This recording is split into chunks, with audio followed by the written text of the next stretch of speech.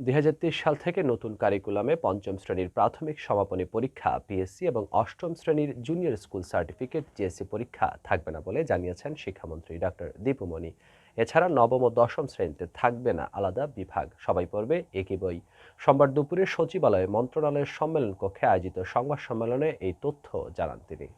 শিক্ষামন্ত্রী জানান, পরিমার্জিত শিক্ষাক্রমের পাইলটিং চলবে ২০২২ সালে, আর শিক্ষাক্রম বাস্তবায়ন শুরু হবে ২০২৩ সাল থেকে।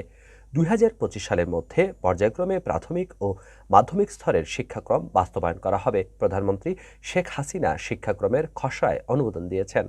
প্রাথমিক থেকে মাধ্যমিক পর্যন্ত শিক্ষা ব্যবস্থায় বড় ধরনের সংস্কার আসছে জানিয়ে মন্ত্রী বলেন, নবম ও দশম শ্রেণীতে মানবিক বিজ্ঞান ব্যবসায় শিক্ষা নামক বিভাগ তুলে দেওয়া হচ্ছে।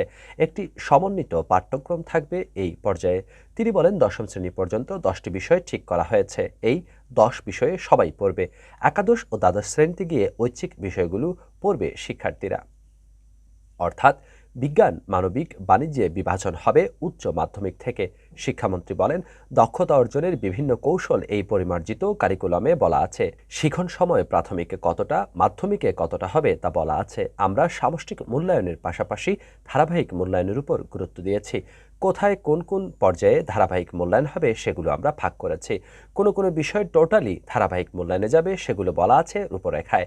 শিক্ষাক্রমে অন্তর্ভুক্তিমূলক যে বিষয়টি এনেছি সেখানে ফ্লেক্সিবিলিটি নিয়ে আসা হয়েছে।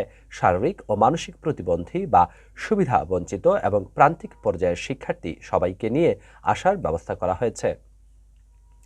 শিক্ষাক্রম বাস্তবায়ন সম্পর্কে দীপু মনি বলেন, ২০২৩ সালে পরিমার্জিত নতুন শিক্ষাক্রম বাস্তবায়ন শুরু করতে পারব।